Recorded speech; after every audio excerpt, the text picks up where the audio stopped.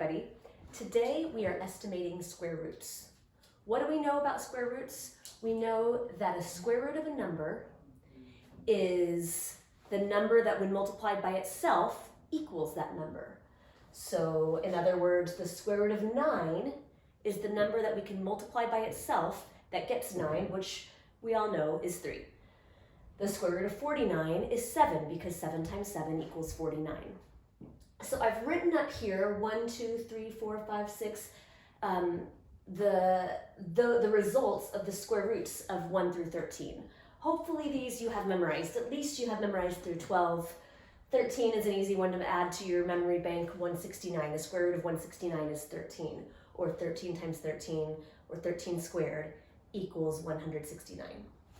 So the way we estimate a square root, let's say we're given a number like, what's the square root of 56? We can think about the square roots that we do know. Think about a perfect square that's close to 56, but smaller than it. And we can look down here, 49. The square root of 49 is 7. And then the number bigger, the next perfect square above 56 is 64.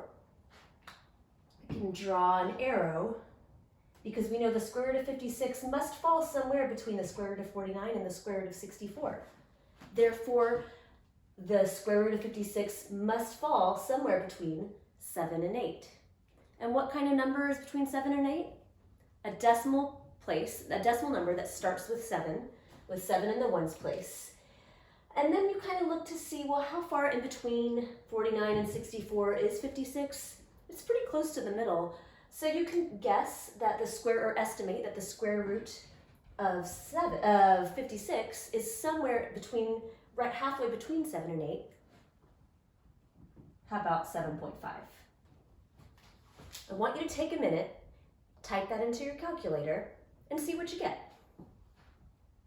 What is the square root of 56? So you would type 56 and then the square root button, which may be the second squared button.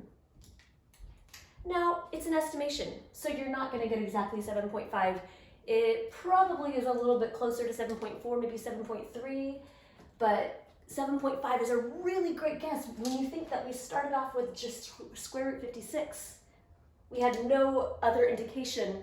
It could have been 1, it could have been 50, but we used what we do know to get a really close estimate. When we estimate square roots, we're going to estimate to the nearest tenth, so 1 decimal place will be plenty. And so let's do another one for practice. Let's do the square root of 17. Well, we can look at our chart here, or you can just think, well, what is a perfect square below 17, lower than 17? Well, 16. And a perfect square above 17 would be 25.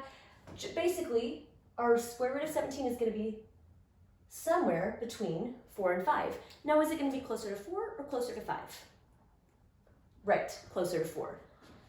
So a little bit above 4, very slightly above 4. So we're going to estimate that the square root of 17 is 4.1. And how about the square root of 78? By the way, you can go ahead and check with your calculator to see how close we got. Were we close? Okay, square root of 78. Again, we're going to look for a perfect square. We can see that 78 is between 64 and 81. It's closer to 81. So let's go with estimating the square root of 78 is going to be 8 point something close to 9. How about 8.8? Use my green.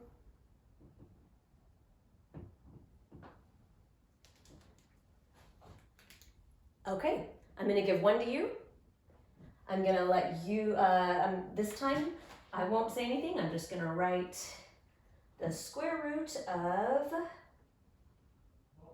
102. I want you to take a minute, figure out what the perfect squares near that are, and therefore what whole numbers the square root of 102 is in between.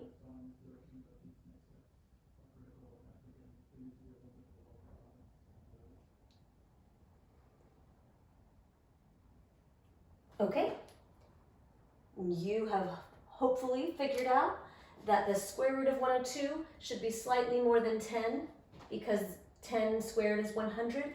The square root of 102 is something around 10.1.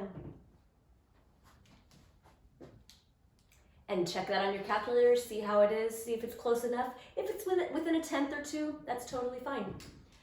You are now going to use this to do your homework.